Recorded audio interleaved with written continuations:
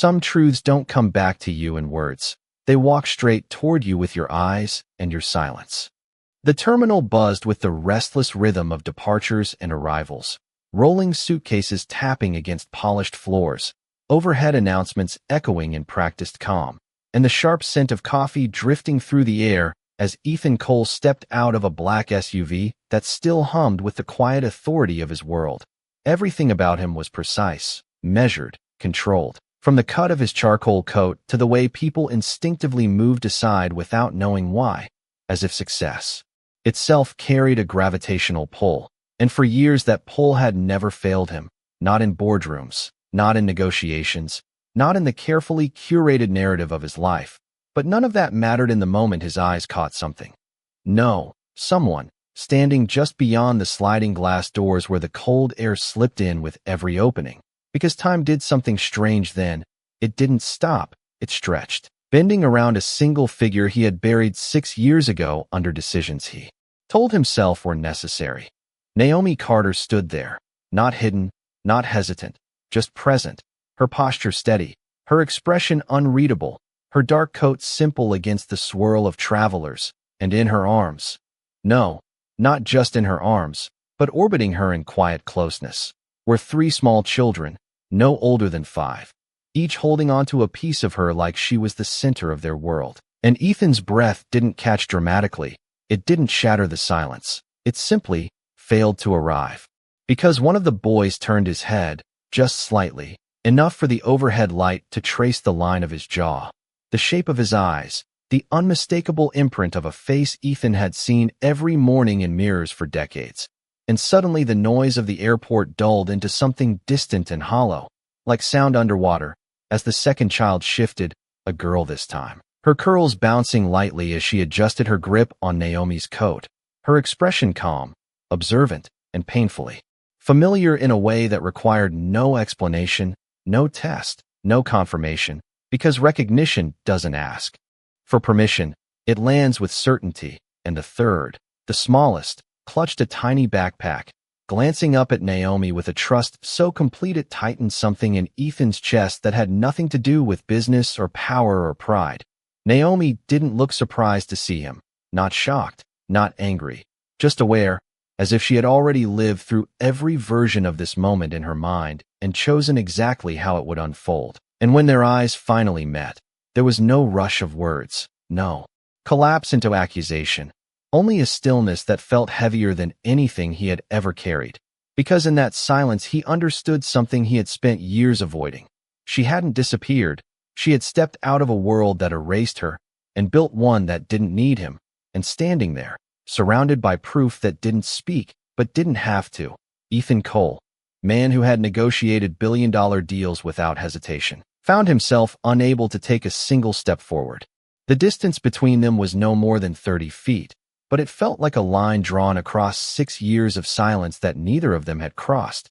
And for the first time in a long time, Ethan Cole did not trust his instincts, because every calculated move that had ever defined him suddenly felt irrelevant in the presence of something he could not control. So he did the one thing he had not done in years. He moved without a strategy, one step forward, then another, slow enough not to startle, careful enough not to assume he still had the right.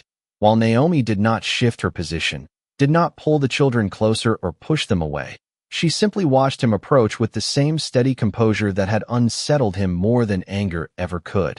And as he closed the distance, the smallest boy looked up again, this time longer, curious but not afraid, his gaze lingering on Ethan's face as if searching for something familiar without knowing why. And that quiet recognition hit harder than any accusation, because it did not come with judgment, only truth. And Ethan stopped just a few feet away, close enough now to hear the soft rustle of their coats, the faint hum of the terminal speakers overhead, the small breath one of the girls let out as she adjusted her grip on Naomi's hand. And he realized his voice, when it finally came, was not the voice he used in meetings or interviews. It was lower, unsteady in a way he could not hide. "Naomi," he said, her name landing between them like something fragile that had survived longer than it should have. And she did not flinch at the sound of it, but she did not soften either, her expression unchanged, her eyes holding his without invitation. And for A moment he searched for the right words, the precise question that would give him clarity without exposing the weight building in his chest. But there was no precise way to ask what he already knew. So the question came out stripped of control, quiet and direct. Are they mine? And the space that followed was not long in seconds, but it stretched long enough for every version of the past to press in around them. Every choice, every assumption, every silence. And Naomi's answer did not rush to meet him. It arrived with the same calm certainty she carried in her posture. You do not get to ask that like it is still your right, she said, her voice even, not raised, not sharp, just clear, and the words did not strike him like anger would have. They settled, heavy and undeniable, because they were not meant to hurt him. They were meant to remind him of something he had already done. And one of the girls glanced up at Naomi as if sensing the shift in the air, her small fingers tightening slightly around her coat, and Naomi's hand moved instinctively, steadying her without breaking eye contact with Ethan. A gesture so natural it spoke of years he had not seen, moments he had not earned, and Ethan's jaw tightened, not in defense, but in realization. Because the truth was not waiting for confirmation. It was standing in front of him in three small forms that mirrored him in ways no explanation could erase. And for the first time since he had built his life on certainty, he understood what it meant to stand in a moment where control did not belong to him anymore, where the narrative he had shaped had already been rewritten without his permission, and Naomi, without raising her voice or stepping back, had made it clear that whatever came next would not be decided by him alone. The air between them did not break. It shifted, tightening in a way that made everything around them feel secondary, like the announcements overhead and the rolling suitcases had been pushed to the edges of a moment that no longer belonged to the world, but only to the space they occupied. And Ethan felt it then, not as a sudden revelation, but as a slow unraveling of something he had trusted for years. Because the certainty he once carried about the past no longer held its shape under the weight of her presence. And Naomi did not move to fill the silence he had created.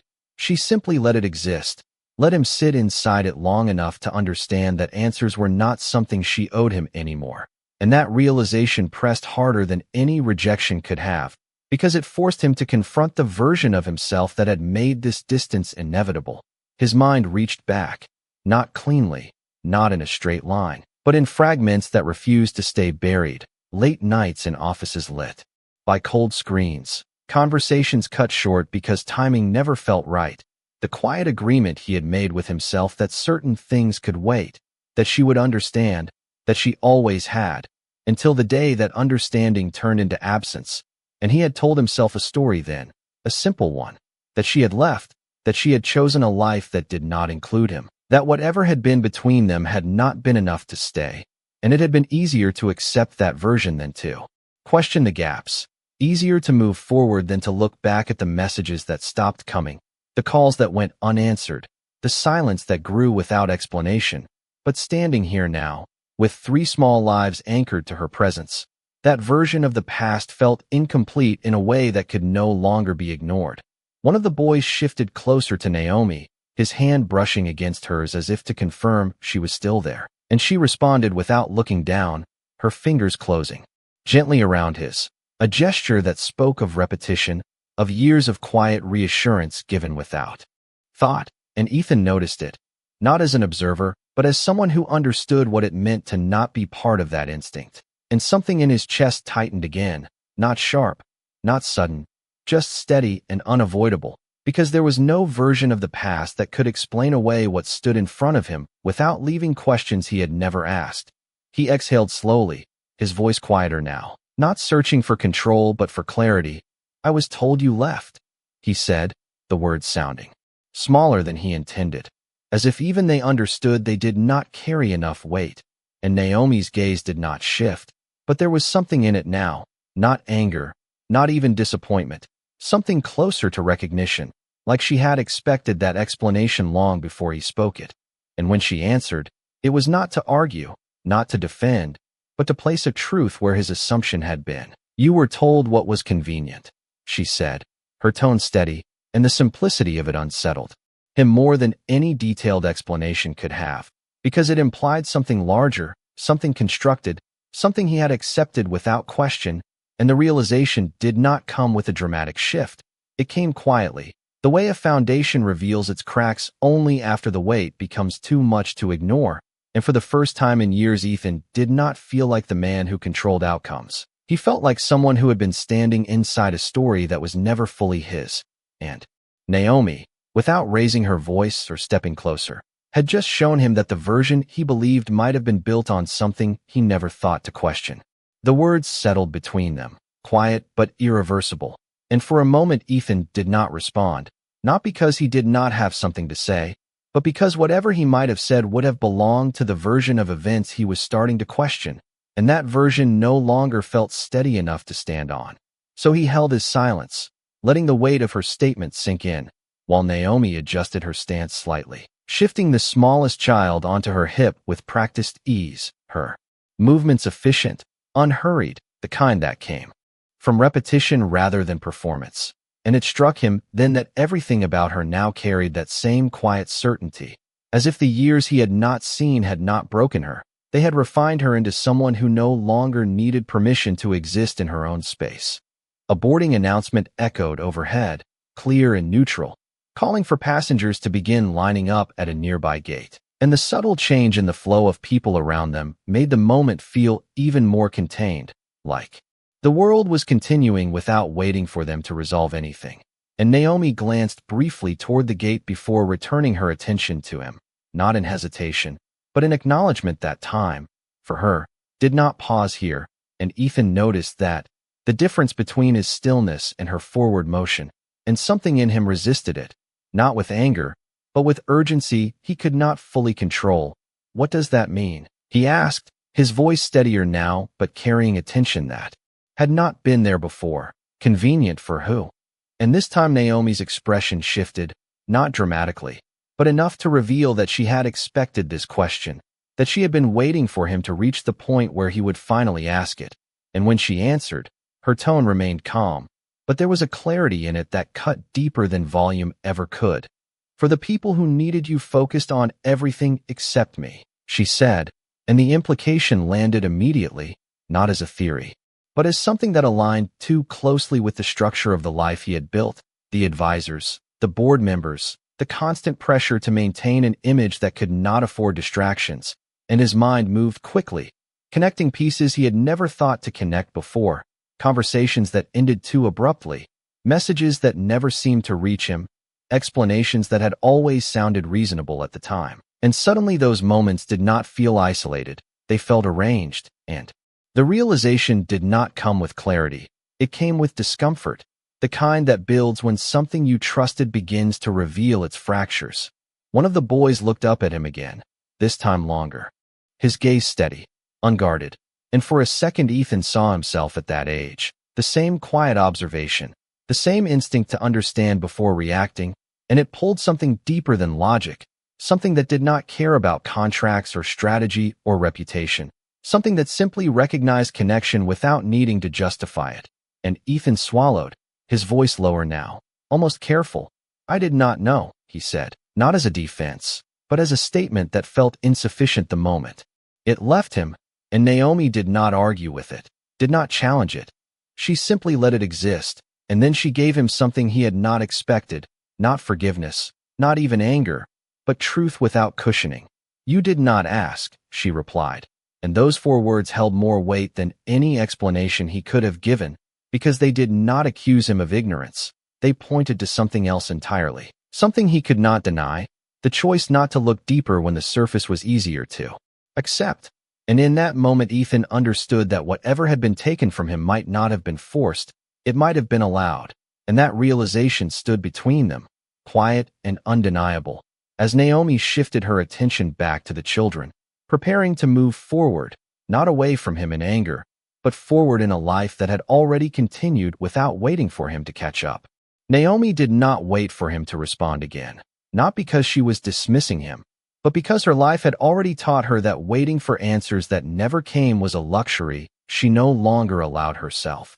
And as she adjusted the strap of the small backpack resting on one child's shoulder, she gave a gentle nod toward the boarding gate, a silent signal that it was time to move, and the children responded without hesitation, stepping in closer to her, their movements natural and unspoken, as if they had followed this rhythm many times before, and Ethan felt it then, not as rejection, but as distance measured in years he could not reclaim, because every small interaction between them carried the weight of time he had not been part of.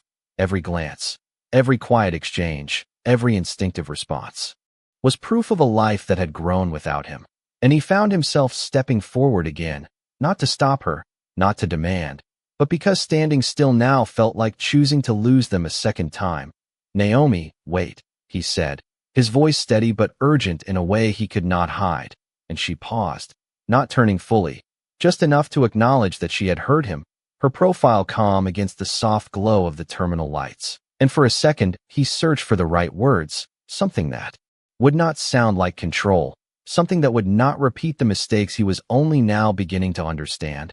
"I need to know what happened," he said, and this time there was no edge of authority in his tone, only something quieter, something closer to honesty. And Naomi remained still for a moment before turning slightly more toward him, not fully, not enough to reopen the space they once shared, but enough to let him see her expression clearly. And when she spoke, her voice carried the same calm strength it had held from the beginning.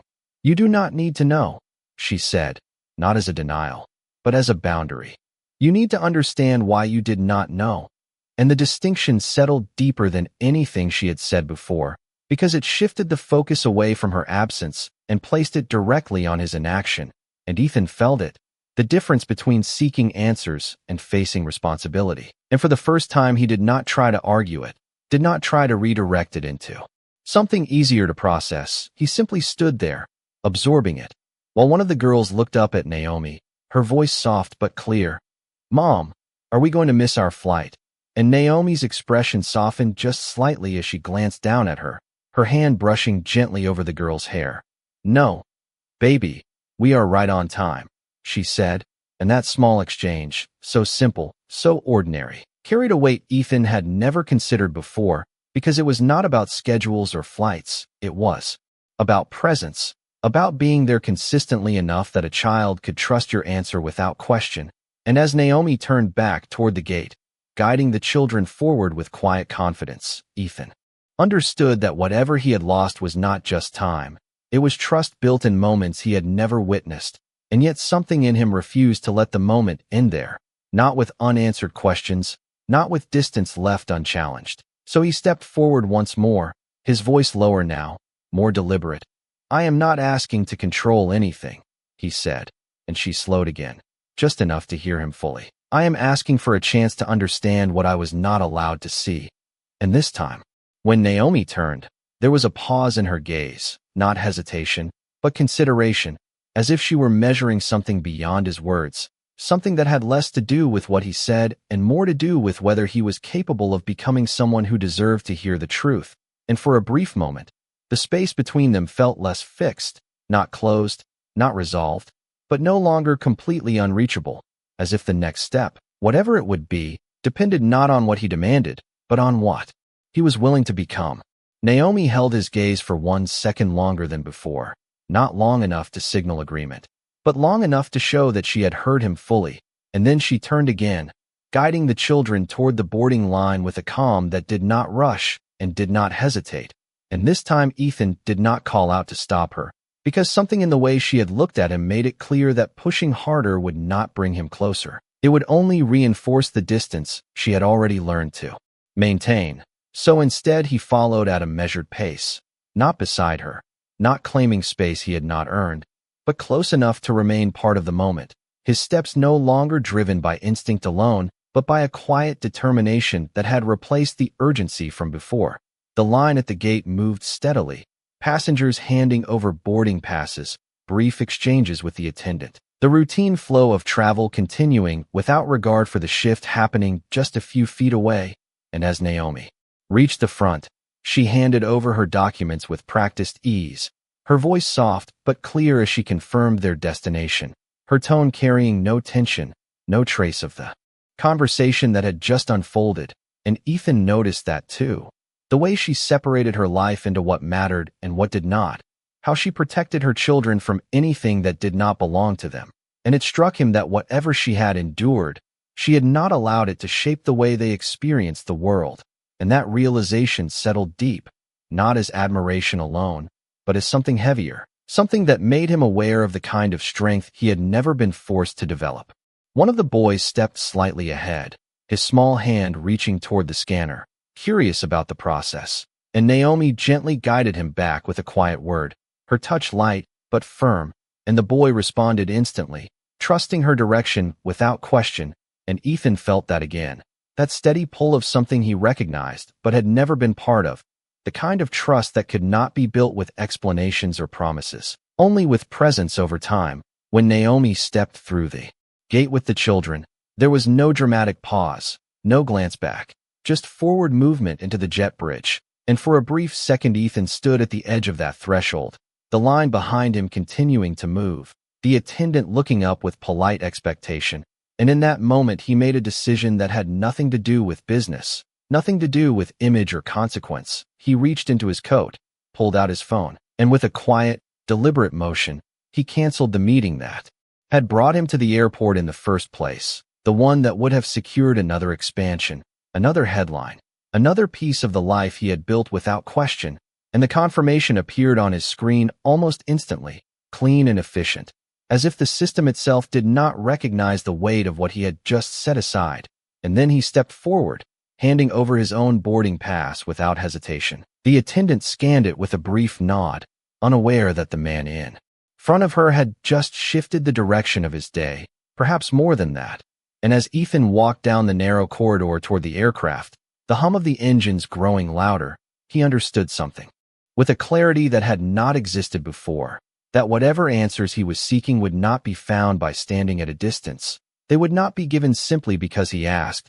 They would have to be earned in the same quiet, consistent way Naomi had built everything he had just witnessed. And as he reached the entrance of the plane and stepped inside, his eyes moved instinctively down the aisle until he found them again. 3 small figures settling into their seats, Naomi adjusting their belongings with the same steady focus. And for the first time since he had seen her, he did not feel like he was chasing something that had been lost. He felt like he was stepping into a path that would require him to become someone he had never needed to be before.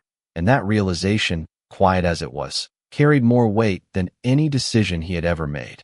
The cabin lights glowed in a soft, controlled warmth that contrasted with the tension Ethan carried into the narrow aisle.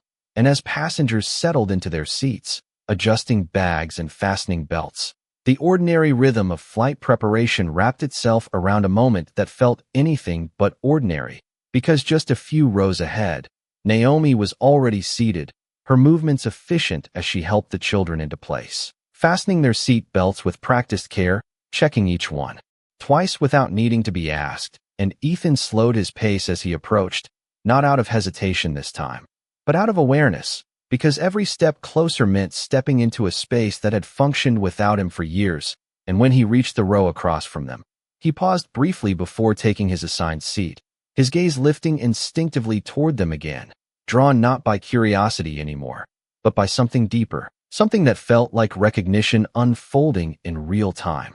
The smallest child leaned slightly toward Naomi, whispering something too soft for Ethan to hear, and she responded with a quiet smile, brushing a hand gently along the child's shoulder, a gesture so natural it carried no weight for her. But for him it landed with quiet force, because it spoke of moments repeated day after day, moments he had not been present for, and yet now stood close enough to witness. And that proximity did not comfort him, it challenged him, because it made the absence real in a way memory never could. The flight attendant moved down the aisle, offering brief instructions with a calm professionalism, and as she reached their row, one of the boys looked up with open curiosity, asking a simple question about how long the flight would be, his voice clear, unguarded. And the attendant smiled, answering gently, while Naomi listened, her attention split effortlessly between the conversation and the quiet task of adjusting a jacket sleeve that had slipped down too far, and Ethan noticed how she never fully disengaged from them, how her awareness remained constant even in small, passing interactions, and it struck him again that this was not something learned quickly, it was something built over time, through consistency he had never offered. He leaned back slightly in his seat, his hands resting still for once, not reaching for his phone, not checking updates or messages, because for the first time in years, the urgency of his usual world felt distant, replaced by a different kind of focus, one that required him to observe without interrupting, to understand without assuming. And as the engines began their low, steady hum, the plane preparing to push back from the gate, he allowed himself to look again, really look, at the three children whose presence had shifted everything in a matter of minutes. Noticing the small differences between them, the way one sat more upright, alert and observant, the way another leaned easily into Naomi's side, relaxed and trusting, the way the third watched the world with quiet curiosity, absorbing details without speaking, and in each of them he saw fragments that did not need confirmation, patterns that echoed something he knew intimately, and yet those reflections did not bring comfort. They brought responsibility, a weight that settled not on his shoulders alone, but somewhere deeper, somewhere that could not be managed or negotiated away. Naomi sensed his gaze then, not by turning immediately, but by the subtle shift in her posture, the way she adjusted, slightly as if creating a boundary that did not need to be spoken. And when she finally looked across the aisle, her expression remained composed, but there was something different now, not openness, not yet, but a quiet acknowledgement that he had chosen not to walk away again. And that choice, small as it might seem, had been noticed, and Ethan did not look away this time. He held her gaze briefly, not to challenge, not to demand, but to confirm something without words, that he was still there, that he intended to remain. And as the plane began to move, slowly pulling away from the gate, the space between them did not close, but it shifted again, not defined only by what had been lost, but by the possibility, however uncertain, of what might still be built if he was willing to stay long enough to earn it. The aircraft lifted gradually, the steady push of acceleration pressing everything gently back into place, and as the wheels left the ground, a subtle shift moved through the cabin, a quiet acknowledgement that everyone on board had committed to the same direction whether they realized it or not. And Ethan felt that parallel settle into his awareness, because for the first time in years, he had stepped into something without knowing the outcome, without controlling the variables, and as the city below faded into patterns of light and distance, he kept his focus forward, not on the horizon outside the window, but on the row across from him where Naomi remained composed, her attention steady on the children as she adjusted a small blanket over one of their laps, her movements deliberate but gentle, and the smallest one leaned into her side, eyes growing heavier as the low hum of the engines filled the space with a calming rhythm. And Ethan noticed how she anticipated each need before it was spoken, how she moved without hesitation, and it became clear that what he was witnessing was not effort, it was habit formed over years of being the only constant in their lives. One of the boys shifted in his seat and glanced across the aisle again, his eyes lingering on Ethan with a curiosity that had not yet learned caution, and this time, instead of looking away, Ethan offered something small, a quiet nod, not claiming familiarity, not assuming connection, just acknowledging the moment as it was, and the boy did not react immediately. But after a second, he mirrored the gesture in the simplest way, a small tilt of his head that held no expectation, only recognition, and that brief exchange carried more weight than any conversation could have, because it existed without pressure, without history, and yet it opened something Ethan had not known how to approach. Naomi saw it too, not because she was watching closely, but because nothing involving her children went unnoticed, and her gaze shifted briefly toward Ethan, not with approval or disapproval, but with awareness, and then back to the child, her hand resting lightly on his arm as if to ground him in the present. And the message was clear without words, that whatever this moment was, it would unfold at its own pace, not according to what Ethan wanted, but according to what the children needed. The seatbelt sign remained on as the plane leveled out, and a quiet calm settled into the cabin, conversations softening, movements slowing, and Ethan leaned back slightly, allowing himself to absorb the space rather than fill it, his thoughts no longer racing toward solutions, but settling into questions that did not demand immediate answers. And in that stillness, pieces of the past began to rearrange themselves, not as clear memories, but as patterns that now felt incomplete, the missed calls, the sudden changes in schedule, the advice he had taken without challenge, the subtle redirections that had seemed reasonable at the time. And for the first time, he did not dismiss those moments as coincidence. He allowed them to exist as possibilities, as things he had not examined closely enough. And the realization did not come with anger. It came with responsibility, because it forced him to acknowledge that whatever had been done around him had only been effective because he had not questioned it deeply enough. Naomi shifted slightly in her seat, adjusting her posture as the children settled into a quieter rhythm, and for a moment, she allowed herself to look across the aisle again, her expression unchanged.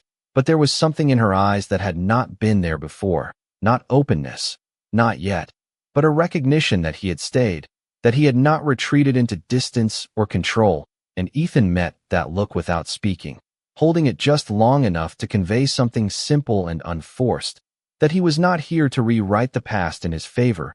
He was here to understand it, to face it, and to remain present in whatever came next.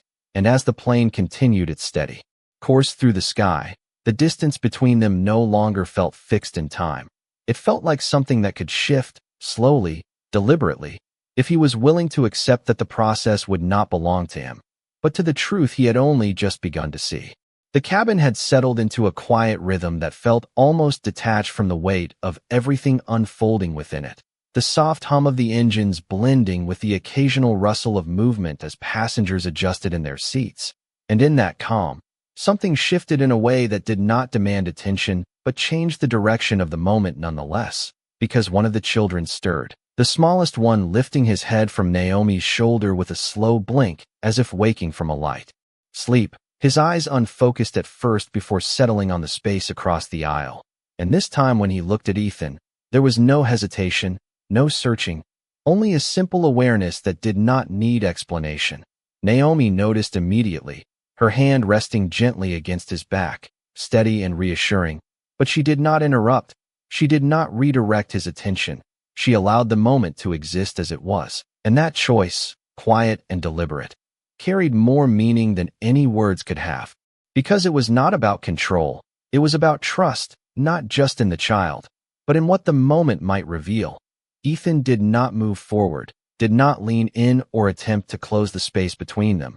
He remained exactly where he was, his posture still, his expression open in a way that did not push or pull, simply present, and the child studied him for a second longer before speaking. His voice soft but clear in the quiet of the cabin. "You look like me," he said, the words simple, unfiltered, carrying no weight of history, no awareness of what they meant beyond the truth he could see.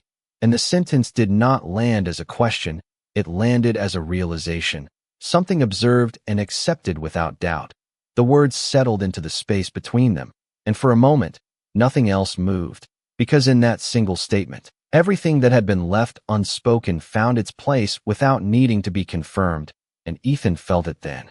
Not as shock, not as something that broke him open, but as something that anchored him, something that made everything else fall into alignment with a clarity he had not known before, and he allowed himself a small response, not rushed, not overwhelming, just enough to meet the child where he stood. "Yeah," he said quietly, his voice steady. "I think you might be right." And there was no attempt to claim more than that, no reaching beyond what had been offered, because for the first time, he understood that this was not about proving anything. It was about being present in a moment that did not belong to him yet.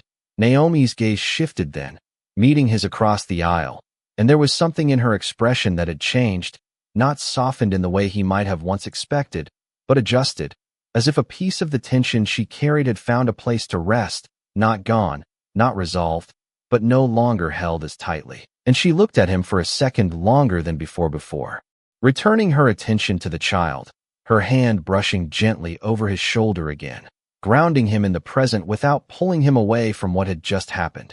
Ethan leaned back slightly in his seat, not retreating, but allowing the moment to settle, to exist without forcing it into something larger, because he understood now that whatever came next would not be built in declarations or demands. It would be built in moments like this, small, unguarded, and real. And as the plane continued its steady path through the sky, he did not feel the need to reach for answers or push for clarity. He felt something else instead, something quieter but far more certain, the understanding that he had not been given a conclusion. He had been given a beginning, one that did not erase the past, but offered a path forward if he was willing to walk it without control, without shortcuts, and without expecting anything to be handed back to him. And for the first time since he had seen her again, that felt like enough.